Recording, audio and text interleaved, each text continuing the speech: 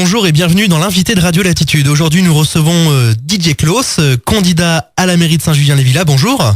Bonjour. Alors, vous êtes médecin généraliste à Saint-Julien-les-Villas. Vous avez 52 ans.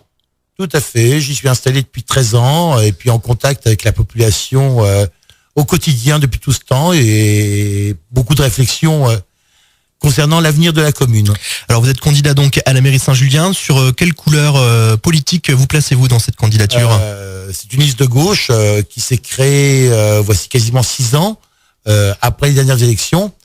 Et on a vraiment commencé le travail depuis 4 ans sur la réflexion globale du projet pour la commune.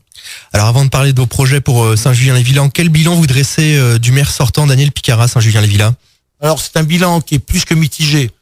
Déjà sur la forme, beaucoup de ces colistiers, des adjoints et des conseillers municipaux ont considéré que la méthode était autocratique et s'est mis à dos les employés municipaux qui ont eu face à eux un maire qui se comportait comme un patron, mais un patron pas au bon sens du terme, mais au mauvais sens du terme, qui leur donnait des ordres, qui ne reconnaissait pas leurs compétences. Sur le plan des réalisations, certes, il a réalisé son pont, puisqu'il a voulu le réaliser coûte que coûte. Le pont de la Moline. Le pont de la Moline. Enfin, Moulin-le-Roi. Moulin-le-Roi, exactement, mais qu'on qualifie toujours du pont de la Moline, qu'il a fini par réaliser, qui a un coût certain, mais en laissant derrière beaucoup de choses non réalisées, une voirie dans un état désastreux, notamment toutes les rues secondaires de Saint-Julien, qui n'ont pas été prises en compte depuis au minimum 6 ans. Le social, pour lequel rien n'a été fait à Saint-Julien depuis 6 ans, puisque même la commission des affaires sociales a mis plus de 4 ans avant de se réunir, que l'adjoint aux affaires sociales a été mis dehors en cours de mandat. C'est 6 ans pour un pont. C'est un lien qui peut être intéressant, mais ça ne crée pas beaucoup de liens humains à Saint-Julien. Donc selon vous, le pont, c'est le seul bilan de Daniel Picara ? C'est la seule chose qui restera. Il aura construit un pont, il aura fait du béton. D'accord. Alors quels sont vos projets, justement, Didier Clos, à la mairie de Saint-Julien-les-Villas ? Alors déjà, pour commencer, je pense que sur le plan des réalisations, toutes les listes veulent reprendre ce projet de centre-ville. Ce projet de centre-ville, ce serpent de mer qui traîne depuis 30 ans et que personne n'a été capable de réaliser. Mais avant de commencer à s'attaquer à un grand projet comme celui-là, le projet le plus urgent et le plus important, c'est de redonner confiance aux employés municipaux, qui ont subi une souffrance au travail énorme durant ces 6 dernières années, avec un absentéisme qui a été augmenté par 3. Il suffit de regarder sur les finances de Saint-Julien combien a coûté l'absentéisme pour raison de maladie.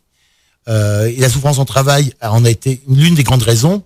Je pense, pour les avoir déjà rencontrés, en avoir discuté avec eux, qu'au-delà des avantages qui leur ont été retirés, notamment des jours de congé exceptionnels qu'ils avaient, ce dont ils ont le plus souffert, c'est de ne pas leur permettre de mettre en application leurs compétences, de ne pas être reconnus dans le cadre de leurs compétences, et ils ont besoin de pouvoir retravailler en harmonie avec le politique et de pouvoir exprimer leurs compétences et mettre leurs compétences au service de la commune et des anciens. Et donc, projet de centre-ville, en quoi ça consiste justement ce projet du centre-ville ? Qu'est-ce que vous aimeriez faire si, admettons, vous arriviez à la mairie avec votre équipe ? Alors, déjà, le centre-ville, il n'y en a pas à Saint-Julien et c'est une demande, quand on discute avec les anciens, qui est importante pour que cette ville est vraiment un cœur, il y a un cœur de la cité. Il y a vraiment un manque de centre-ville à Saint-Julien ? Oui, il y a vraiment un manque. Quand on en parle avec les anciens, il y a un manque. Toutes les listes ont ce centre-ville sur le projet. La différence qu'on a avec les autres listes, c'est que les autres listes sont dans une réflexion purement urbanistique. Nous, on a un projet qui est vraiment un projet global, qui englobe l'humain, l'urbain, le social et le culturel, qui se veut aussi transgénérationnel. Alors, ça paraît des grands mots, le transgénérationnel, on pourrait dire c'est un peu de la langue de bois. Mais pas tout à fait. C'est qu'un centre-ville, il doit être réfléchi. Le site qui nous semble aujourd'hui le plus approprié pour les anciens qui connaissent, c'est le site qui se situe entre la salle polyvalente, le parc Grimont et le stade Gambetta. C'est d'ailleurs le lieu géographique de la commune où il y a de la vie quasiment toute la semaine, y compris le week-end, puisque les familles viennent se promener au parc Grimont. Les espaces nous appartiennent déjà, appartiennent à la commune, donc il n'y a pas d'achat de terrain à faire.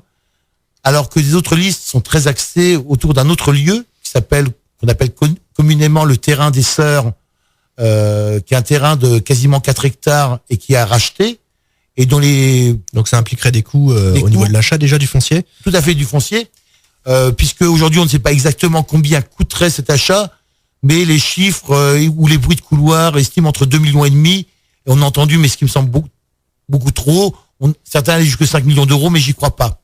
Enfin, c'est un terrain d'un peu moins de 4 hectares. On peut estimer l'investissement à 2,5 millions ou 3 millions d'euros, et dont un tiers n'est pas constructible, quasiment un quart, 25%, c'est-à-dire environ 1 hectare, n'est pas constructible puisqu'il est en zone protégée. Donc il y a un coût important. L'une des listes d'ailleurs a comme projet de vouloir y construire un nouveau groupe scolaire et parle aussi d'y ramener des locaux communaux. Si on fait le compte, ça fait des charges très importantes pour la commune. Leur projet, ce sont des charges qui seront très importantes forcément pour la commune. Notamment quand cette liste annonce par ailleurs qu'elle n'augmentera pas la taxe d'habitation. Et vous concernant vous, Didier Clos, votre projet de centre-ville, donc c'est quelque chose de raisonné déjà d'un point de vue financier? Non, pour l'instant, alors justement, c'est là où, contrairement aux autres, on n'a pas lancé de projet en disant on va construire ça ou ça.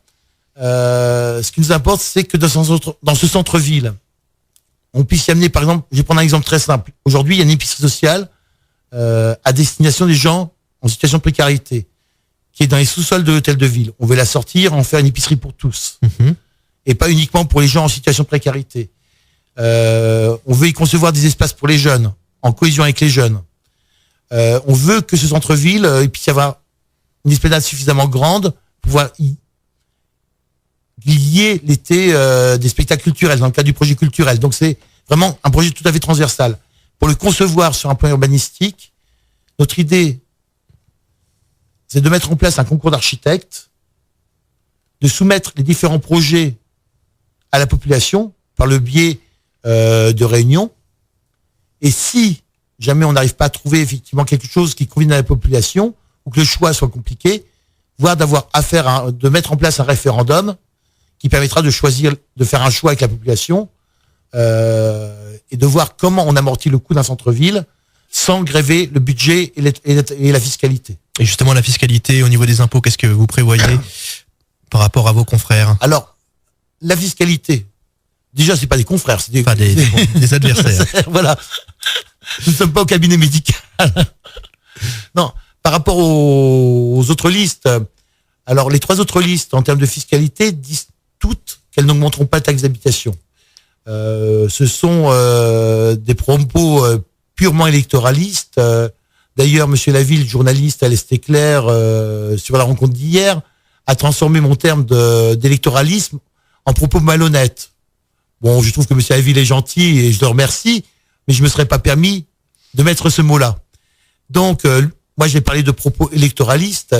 Dans notre gestion des finances, nous voulons une maîtrise des finances au maximum. Mais ce qu'il faut que les gens comprennent bien, c'est que la dotation financière de l'État auprès des collectivités locales, et notamment des mairies, va diminuer dans les années à venir. Que les charges vont augmenter, puisque de toute façon, on va avoir le périscolaire à gérer.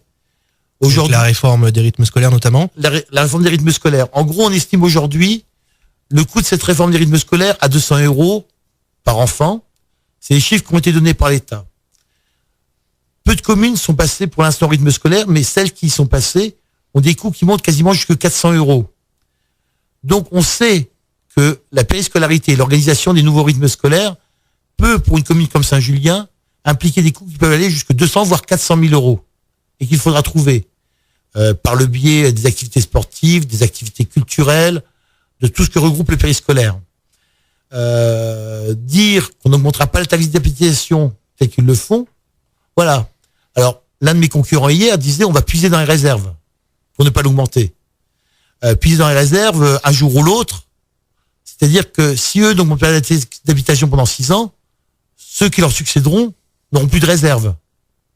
Donc, effectivement, ils n'augmenteront peut-être pas la taxe, mais leurs successeurs seront bientôt obligés de l'augmenter quand les réserves seront épuisées.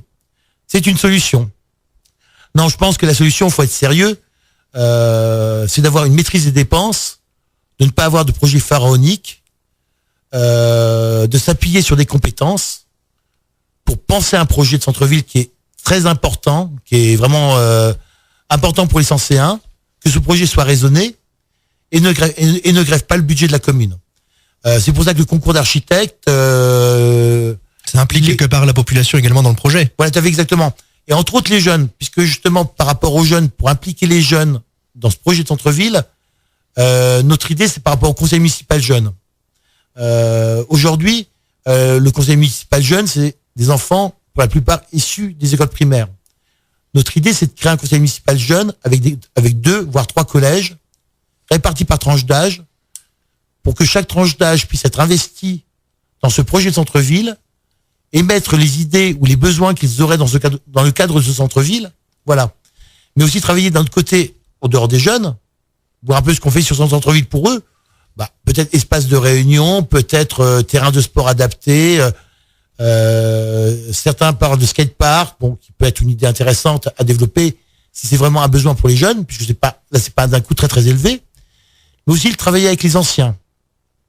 Dans ce projet de centre-ville, ce serait de réfléchir à une résidence qui ne soit pas seulement une résidence senior, mais une résidence intergénérationnelle. Alors, qu'est-ce qu'on peut entendre par résidence intergénérationnelle? C'est une résidence réservée aux anciens, mais aussi aux gens handicapés, avec des accès adaptés. Mais aussi, il peut y avoir des gens qui sont ni âgés, ni seniors, ni handicapés. Pourquoi cette idée de résidence intergénérationnelle? On a déjà des résidences seniors à Saint-Julien, en face de l'Intermarché des Rives de Seine. Et en discutant avec eux, on se rend compte qu'il y a une certaine forme de sentiment d'insécurité qui existe chez eux. Et aujourd'hui, est-ce qu'il faut faire, excusez-moi du terme, même s'il n'est pas très joli, est-ce qu'il faut faire des ghettos dans une société ou au contraire, est-ce qu'il faut permettre aux gens de vivre entre eux? Est-ce qu'il n'est pas plus sécurisant de se dire il va y avoir des jeunes et des anciens dans un même lieu, des gens qui ont envie d'être ensemble, de partager un même lieu? Et voilà, l'idée, c'est de travailler sur ce projet de résidence intergénérationnelle. Soit avec les offices HLM ou avec des promoteurs, là, à ce moment-là, mais avoir quelque chose d'adapté. Et intégrer dans le cadre d'un centre-ville, parce que, pour moi, on va pas les mettre, les anciens, en périphérie, les cacher dans un petit coin. Pour ce centre-ville, qu'est-ce qu'il faudrait? Vous parliez tout à l'heure de l'épicerie, donc ouverte à tous. Oui. Il faudrait quoi? Boulangerie? Qu'est-ce qu'il faudrait comme type de commerce? Je pense qu'il faudrait des petits commerces pharmacie, indépendants, etc. mais que ça soit pas, faut pas que, à mon avis, mais ça faudrait voir avec les architectes. Je pense qu'un centre-ville qui se voudrait humain, c'est pas de faire une galerie commerciale de ZUP. C'est effectivement qu'il y ait des petits commerces, boulangerie, boucherie, café, qui puissent être ouverts le week-end, justement, quand les gens viennent se promener. Il y a déjà un restaurant qui existe, le restaurant du Château des Cours, qui pourrait bénéficier, là, justement, de cette animation de centre-ville, un marché une fois par semaine, mais conçu, moi, mon idée, mais je parle bien de mon idée, que je ne veux pas imposer pour le futur. Ce serait un peu l'idée d'un centre-ville un peu de type canadien, de type rural, de commune canadienne rurale, qui s'intègre dans cet espace vert qu'est le parc Grimont. C'est-à-dire, c'est-à-dire, on n'a pas l'impression de passer d'un parc qui est de la verdure à quelque chose de complètement urbanistique. Il faut qu'il y ait vraiment un lien qui se fasse, à mon avis, entre ce parc, cette zone qui existe, et quelque chose qui reste vert avec des espaces verts et des petites structures en termes d'urbanisme.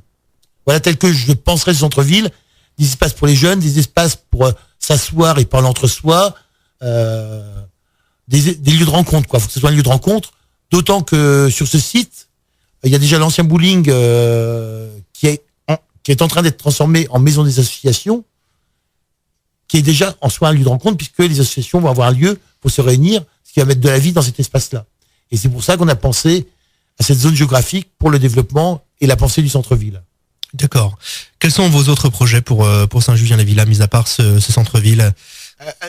Le projet, justement, dans le cas de centre-ville, on veut y intégrer le projet social. Alors, quand on dit projet social, qu'on s'entende bien, on est réellement dans une pensée du donnant-donnant.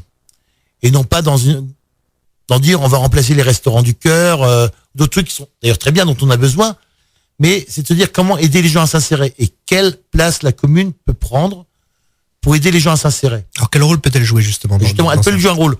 Il faut s'appuyer sur les associations existantes, c'est-à-dire l'épice sociale et solidarité emploi-service, mais leur donner beaucoup plus de moyens pour le faire. L'idée déjà, c'est de mettre les gens en lien entre eux. C'est-à-dire, par exemple, je vais prendre un exemple concret.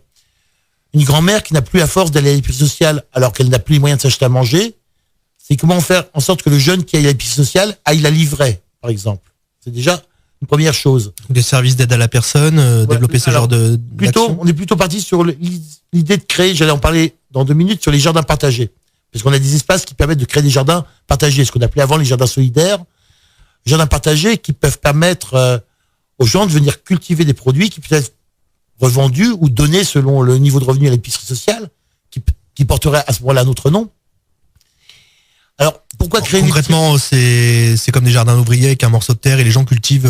Mais cultivent non pas parce que ils sont pas locataires d'un lopin, c'est des jardins partagés qui sont pour tout le monde, avec des tranches horaires.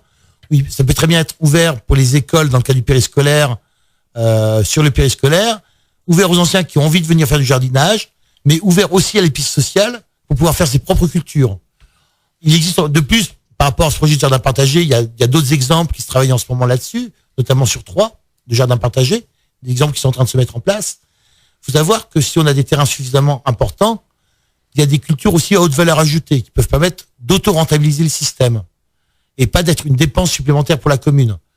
Je vais prendre un exemple simple, rapide, mais je vais pas développer dessus. Peu de gens savent que le safran se cultive en France. Notamment, la Vendée est une grosse région productrice de safran. Mais aujourd'hui, la consommation de safran en France, c'est 98% d'importation. Eh bien, sur 1000 mètres carrés de terrain, on peut, sous nos régions, produire le safran, qui est un produit, c'est quasiment de l'or jaune, c'est un produit à haute valeur ajoutée, ce qui permet d'autofinancer d'autres projets sur le plan social. Et ça permet aussi, en même temps, dans le cadre d'un processus d'insertion, les jeunes qui veulent s'insérer là-dedans, de pouvoir faire une formation en horticulture, par exemple. Donc, ce qui peut donner une valeur ajoutée, une association comme Solidarité Emploi Service. Voilà une idée. C'est d'intégrer le social et le culturel ensemble. La culture, c'est pas réservé à une partie de la population. Saint-Julien, c'est une ville verte, c'est une ville où passe la Seine. Certains disent une ville bucolique. C'est pour ça que c'est Saint-Julien-les-Villas, qui est très agréable à vivre. Et quelque part, tous ces travaux qui ont été réalisés, on parle de la Seine, le déversoir, etc. Vous en pensez quoi de ces réalisations? Du déversoir? Oui. En tant que tel ou de l'ensemble? Si on parle que du versoir, là, je pense qu'il y a beaucoup de choses à redire. Bon. C'est un tout. Voilà. Le déversoir, premièrement, faut savoir, c'était pas la commune de Saint-Julien qui a fait le déversoir. C'est le Grand 3. C'est le Grand 3. Enfin, c'est pas déjà le Grand 3. C'est dans le cadre du service des eaux. Et c'est plus compliqué que ça, le déversoir. Par contre, la décoration du déversoir, je pense que la commune aurait dû s'impliquer dedans parce que c'est pas très heureux, quoi. Bon. Quand on regarde le nouveau déversoir et puis sa décoration, bon, mais on va pas épiloguer dessus. Par contre, la mise en valeur de la Seine, oui, il y a des choses à faire, justement, sur le plan d'un projet culturel que nous avons, c'est de développer autour du thème de l'eau. Il faut savoir que Saint-Julien a une histoire autour de l'eau et de ce qu'on appelait les beaux dimanches dans le temps, où les gens se réunissaient en fin d'été et au mois de septembre au bord de la Seine pour danser, pour boire, pour manger, ce qui s'appelait les beaux dimanches. On a envie de remettre ça en place, mais d'une manière, pas seulement de manière ponctuelle en fin d'été, mais pour développer une culture autour de l'eau, un festival autour de l'eau et des spectacles autour de l'eau qui pourraient s'engrainer toute l'année dans le cadre d'un projet culturel. Donc beaucoup d'animations, voilà. Ce qui manque aujourd'hui selon vous. Donc là, on travaille pour l'instant avec des gens du domaine culturel de Troyes. On a une dizaine de personnes qui sont investies sur le plan du théâtre et qui sont intéressées pour réfléchir à cet espace culturel sur Saint-Julien. Comment déterminer effectivement cette dimension de l'eau dans les cultures anciennes et développer des spectacles toute l'année. Peut-être avec une résidence d'artistes. C'est la réflexion qu'il pourrait y avoir de la résidence d'artistes par rapport à un projet culturel. Voilà une idée. Mais on ne veut pas que la culture, ça soit une case à part du social ou de l'urbanisme. Ça doit être intégré. Comme dans le projet de centre-ville dont on parlait, faut que la culture puisse s'intégrer dans ce centre-ville par des espaces de spectacle qui soient en extérieur ou en intérieur. C'est quelque chose qui me semble très important. Il n'y a pas la culture pour une petite partie dans une salle réservée. Voilà, faut que les anciens soient intégrés dedans, les enfants, la résidence d'artistes, les anciens qui ont envie de s'intéresser à l'art. Donc quelque chose de très humaniste, ça on l'a bien compris. C'est le maître mot de toute façon. J'ai envie de dire, bien sûr, je suis à la tête de liste d'une liste de gauche, et on l'affirme de toute façon depuis le départ, mais où je mets au centre, au niveau, j'ai envie de dire, puisque de gauche, je suis au départ un humaniste, et c'est vraiment cette dimension humaniste dans le cadre d'un projet de gauche, pour lequel j'ai créé une dynamique au sein d'une équipe, qui est vraiment, qui marcherait fort, dans laquelle on a créé un dynamisme depuis il y a des mois et des mois, où tout le monde s'est mis au travail, vraiment intéressé par cette dynamique autour de l'humanisme, et de se poser la question, qu'est-ce qu'un projet de gauche aujourd'hui? Par rapport, justement, vous parlez d'un projet de gauche, mais vous n'êtes aucun d'entre vous n'est encarté d'un parti. Si. Moi, à titre personnel, je n'ai jamais eu de carte à aucun parti politique. Parmi mes colistiers, environ un tiers de mes colistiers sont d'un parti politique. Il y en a qui sont au Parti communiste, donc d'autres au Parti de gauche, d'autres au Parti socialiste. Et même au sein de l'équipe, on a quelqu'un qui travaille avec nous qui est à l'UDI, donc qui n'est pas un parti de gauche, plus au centre. Voilà, mais qui n'est pas sur la liste puisqu'elle n'a pas voulu être sur la liste, et qui travaille avec nous régulièrement à la création du projet. D'accord. Donc c'est le rassemblement un petit peu de toutes ces idées qui constituent votre liste. Des gens qui se considèrent comme ayant un projet humaniste de gauche. D'accord. Voilà. Quelque chose à rajouter par rapport à tous ces projets sur Saint-Julien-les-Villas? Oui, je pense que l'objectif sur le devenir de Saint-Julien, c'est on sort de 6 ans de bagarres effrénées, de lutte d'ego au sein de la municipalité. Certains ont même dit d'autocratie. C'est peut-être un peu fort, mais enfin c'est les mots qu'on a vus, de rivalité par voie de presse écrite. Je pense qu'il va falloir trouver pour Saint-Julien quelqu'un qui soit capable d'être un rassembleur au-delà des couleurs politiques, et au sein de l'humanisme, l'idée c'est de se dire Saint-Julien a un cadre qui a un cadre assez extraordinaire, et avant de venir vous rencontrer, c'est de se dire quels sont les noms qu'on pourrait trouver pour Saint-Julien-les-Villas. Alors on se disait Saint-Julien-la-Verte, Saint-Julien-les-Eaux, Saint-Julien-l'humanisme. Merci. Merci d'être venu, Didier Clos.